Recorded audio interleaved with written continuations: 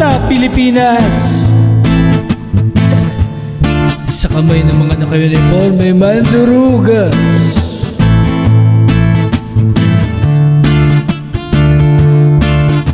Kamusta Pilipinas?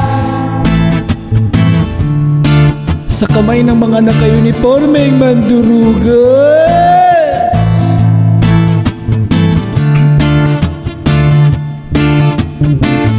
Tigol, dugat, ganja, marijuana, idadaan na lang sa ganitong pilosopiyang rebuilding musika ang aking pinakabugado. Konsensya ang magsisilbing patas na hurado.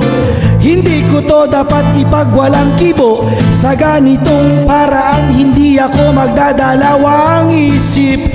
Naisiwalat kung sino ang tunay na mga kriminal at sobrang hangal ng isip. Wala nang ginawa kundi pagtaksila ng kasakiman at gustong solohin lahat ng yaman ng mahal kong Pilipinas sa kamay ng mga naka-uniforme mandurugas.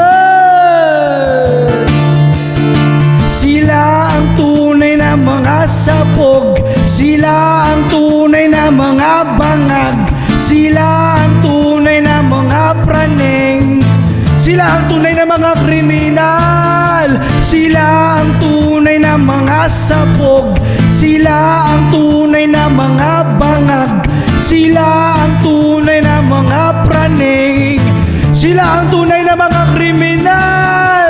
Kamusta Pilipinas? Sa kamay ng mga naka-uniforme mandurugas.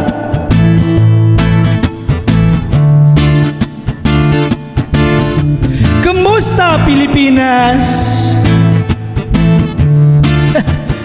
Sa kamay ng mga naka-uniforme mandurugas.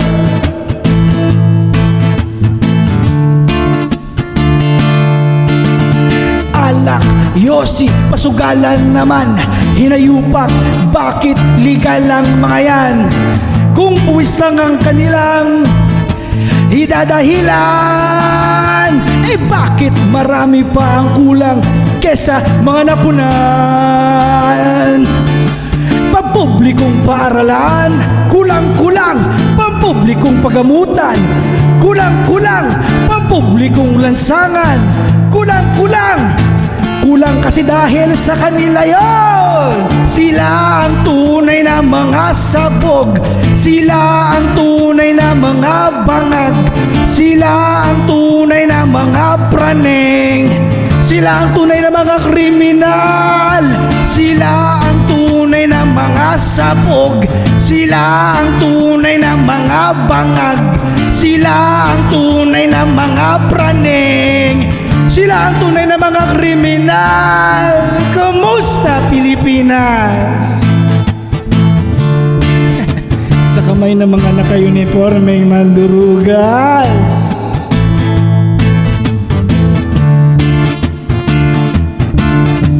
Kamusta Pilipinas? Sa kamay ng mga naka-uniforme mandurugas.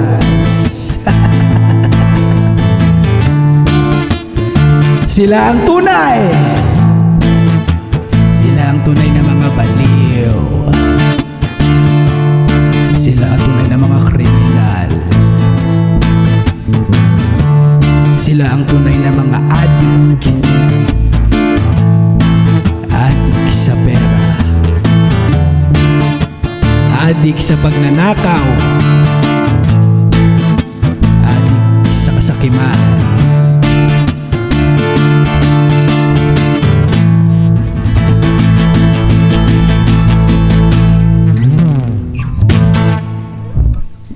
Guess who?